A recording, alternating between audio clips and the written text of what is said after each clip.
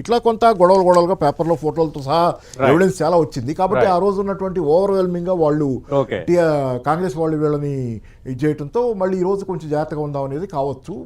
Counting లో ఏం జరగదు నేను అనుకుంటాను. రైట్, ఎన్డీఏ 78 స్థానాల్లో లీడ్ లో ఉంది బీహార్ లో, అలాగే మహాగఠబంధన్ 57 స్థానాల్లో ఉంది, ఇతరులు 5 స్థానాల్లో ఉన్నారు. పెంటపాటి పుల్లారావు గారు, జూబ్లీహిల్స్ అనేది ఒక్క అసెంబ్లీ స్థానమే, అది మాగంటి గోపీనాథ్ మరణంతో జరుగుతున్న ఉప ఎన్నిక. కానీ అటు అధికార కాంగ్రెస్ అలాగే బీఆర్ఎస్ రెండు చాలా ప్రతిష్టాత్మకంగా తీసుకున్న వాతావరణం కనిపించింది.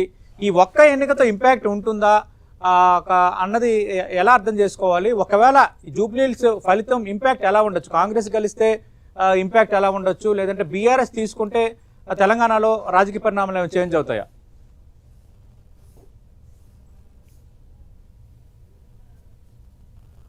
సార్ ఆడియో మ్యూట్లో ఉంది సార్ పుల్లారావు గారు. అందరూ కాంగ్రెస్ గెలుస్తాదని ఎందుకు అనుకుంటున్నామంటే సిటీ సీటు అక్కడే ఉన్నది, అక్కడే మంత్రులు ఉన్నారు, అక్కడే కాంగ్రెస్ లీడర్స్ ఉన్నారు, మెల్లిగా టచ్ చేయొచ్చు అని ఆ అడ్వాంటేజ్ ఉన్నది, తప్పకుండా ఉన్నది అడ్వాంటేజ్. ఇన్కమ్ మంచిది, ఎక్కడో దూరం ఉంటే ఎక్కడో సీట్ ఉంటే మంత్రులు.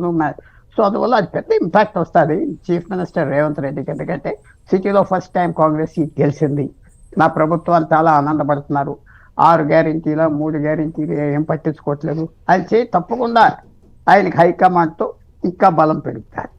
ఆ పక్కన ఇంకొకను కూడా బీహార్ మీద ఇవ్వాలి. బీహార్ ఎన్నికల రిజల్ట్ కూడా తెలంగాణ ప్రభుత్వం ముఖ్యమంత్రి మీద కూడా పెద్ద ఇంపాక్ట్ ఉంటుంది, పెద్ద ఇంపాక్ట్. ఎందుకంటే అక్కడ కనుక ఎన్డీఏ అలయన్స్ గెలిస్తే ఇంకా ఈయనకి చాలా పవర్ఫుల్గా సింగిల్ లీడర్గా ఎమర్జ్ అవుతాడు రేవంత్ రెడ్డి తెలంగాణలో. ఎందుకంటే ఇంకా కాంగ్రెస్ పార్టీ వాళ్ళు మాట్లాడుతా అనుకుంటారు, ఈయన మేనేజ్ చేస్తానని ఫుల్ బ్లాంకెట్ అప్రూవల్ ఇస్తారు. సో చాలా పెద్ద ఓడిపోయాడు అనుకోండి, పెద్ద అల్లరి చేసేస్తారు. ఆయన అది బై ఎలక్షన్ ఓడిపోయాడు, పాపులారిటీ పోయింది అని పెద్ద అల్లరి అయిపోతుంది. ఎందుకంటే అది మనం ఎదురు చూడవచ్చు. సో గెలిస్తే ఆయనకి ఫుల్ హ్యాండ్ వచ్చేస్తుంది, పూర్తిగా ఆయన కేర్ఫుల్గా చేసుకోవచ్చు, బలంగా చేసుకోవచ్చు, ఇంకెదురు ఉండదు. అలాగే బీఆర్ఎస్ కనుక గెలిస్తే తప్పకుండా పెద్ద ఇంపాక్ట్ వస్తుంది రాష్ట్రం అంతా. మేము ఒకటి మాత్రం నేను చెప్తున్నా, ఎప్పుడూ ప్రాంతీయ పార్టీ మాయం అయిపోదు, అంత ఈజీగా మాయం అయిపోదు. 10 సంవత్సరాలు పరిపాలించారు ఒక ప్రాంతీయ పార్టీ, అక్కడే ఉన్నారు. ఏదో ఓడిపోయినా వాళ్ళు సర్వైవ్ అవుతారు, పచ్చిపోదు.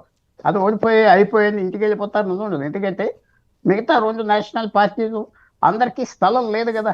ఎవరైతే బీజేపీ నాయకత్వాన్ని ఢిల్లీలో పట్టుకోగలరు, కాంగ్రెస్ నాయకత్వాన్ని, వాళ్ళకే సీట్లు వస్తాయి, వాళ్ళకే పదవులు వస్తాయి. అది రహస్యం అందరికి తెలుసు కదా, నేను చెప్పక్కర్లేదు.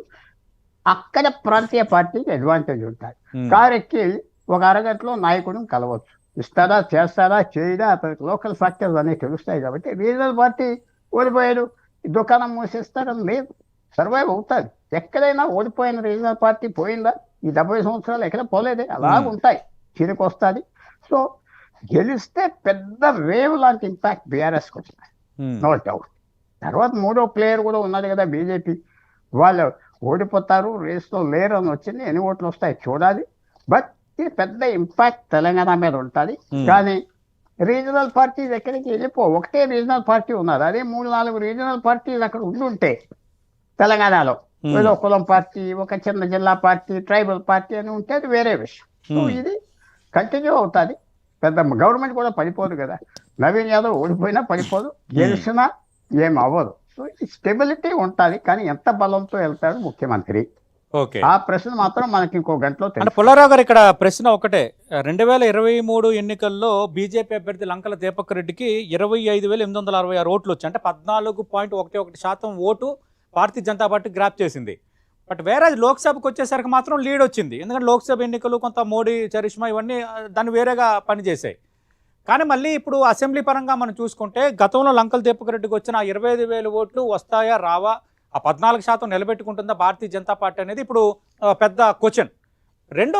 రెండోది ఆల్రెడీ బీఆర్ఎస్ కాంగ్రెస్ రెండు ఒకరిపై ఒకరు మాట్లాడుకుంటున్నాయి. బీఆర్ఎస్ నేను చేస్తున్న ఆరోపణలు ఏంటి, భారతీయ జనతా పార్టీ ఎలక్షన్ సీరియస్గా చేయలేదు, కాంగ్రెస్కి అడ్వాంటేజ్ చేయాలనుకుంది అని బీఆర్ఎస్ ఆరోపిస్తోంది. కాంగ్రెస్ ఆరోపిస్తుంది బీఆర్ఎస్కు సహకరించడం వల్ల ఆ మాత్రం బీఆర్ఎస్కి ఆ ఓటింగ్ శాతం రాబోతుందని కాంగ్రెస్ ఆరోపిస్తోంది. అంటే భారతీయ జనతా పార్టీ గెలిచే వాతావరణం లేదు, గతంలో వచ్చిన ఓట్లు వస్తాయా రావా అన్న డౌటు ఉంది. అంతకు మించి ఎవరు గెలిచినా ఓడినా భారతీయ జనతా పార్టీ దానికి కీలకమైంది అన్నది ఈ రెండు పార్టీలు ఆరోపణలు చేసుకుంటున్నాయి. ఈ ధోరణి ఎలా చూడాలి? ఒకటి, ఎందుకంటే మైనారిటీ ఓటర్స్ ఉన్నారు కదా అక్కడ ఈ రెండు పార్టీలు. బీజేపీ వాళ్ళకి సాయం చేస్తుంది, వీళ్ళకి సాయం చేస్తుంది అంటే వాళ్ళు కొద్దిగా ఇంపాక్ట్ అవుతారు, అంతే మెయిన్ థింగ్. తర్వాత కారణాలు కూడా చూపెట్టుకోవటానికి ఓడిపోయాక. కానీ ట్రూత్ ఏంటంటే వాళ్ళు ఓటింగ్ పర్సెంటేజ్ తగ్గిపోతుంది. అంత ఓటింగ్ పర్సెంటేజ్ ఇంత కీన్ కాంపిటీషన్ లో రాదని నేను భావిస్తున్నా. తర్వాత ఈ ఎలక్షన్ లో వాళ్ళకి ఓటర్ల మీద కూడా కంట్రోల్ లేదు. మీరు గెలిస్తే లేదు, మీకేం సమస్య లేదు, తప్పుకోండి అని ఓటర్లు చెప్పకుండా చెప్పేసిన మాట. వాళ్ళు కూడా సీరియస్ గా తీసుకోవట్లేదు, ఎందుకంటే ఓడిపోతాం, పెద్ద ఎఫర్ట్ చేసి ఓడిపోతావా అని ఆలోచన కూడా ఉన్నాయి. సో వాళ్ళు చెప్పుకుంటారు మా ఓటర్లు వేసారు గెలిపిస్తారని చెప్పుకుంటారు ఎలక్షన్ అవ్వాక, అది తప్పదు. కానీ ఫ్యాక్ట్ ఏమిటంటే ఇందాక అనుకున్నది, ఒక గవర్నమెంట్ పరిపాలిస్తుంది, ఇంకా 3 సంవత్సరాలు టైం ఉన్నది. 3 సంవత్సరాలు తక్కువ కాదు, 6 నెలలు 2 నెలలు కాదు. సో జనం ఆశించుకుంటారు, అది దాని గురించి అడ్వాంటేజ్. బీఆర్ఎస్ కి ఏంటంటే వాళ్ళకి వర్కర్స్ ఉన్నారు, ఇవన్నీ ఉన్నాయి, 10 సంవత్సరాలు పరిపాలించారు. సో ఈక్వల్ ఫైట్ కాదు, బట్ ఫైట్ ఉన్నది. ఇది ఎలక్షన్ వల్ల రేవంత్ రెడ్డి గారికి గెలిస్తే మంచి అడ్వాంటేజ్ వస్తుంది, ఇంకా ఆయనకి ఎదురు చెప్పేది లేదు, ఏం లేదు. కానీ బీఆర్ఎస్ గెలిస్తే మాత్రం ఒక రెవల్యూషన్ వచ్చేస్తుంది, పార్టీలో చాలా షేకప్ అయిపోతుంది కాంగ్రెస్ పార్టీ షేకప్ అయిపోతుంది. సో అది మనం చూడాలి 11 గంటలకు. అది తప్పకుండా ఇది ఇంపాక్ట్ఫుల్ ఎలక్షన్. రైట్. మనం బీహార్కి సంబంధించిన అప్డేట్స్ మరొకసారి చూద్దాం. బీహార్లో ఎన్డీఏ స్పష్టమైన ఆధిక్యాన్ని కనబరుస్తోంది. 83 స్థానాల్లో ఎన్డీఏ అభ్యర్థులు లీడ్లో ఉన్నారు. అలాగే మహాగఠబంధన్ 57 స్థానాల్లో లీడ్లో ఉంది.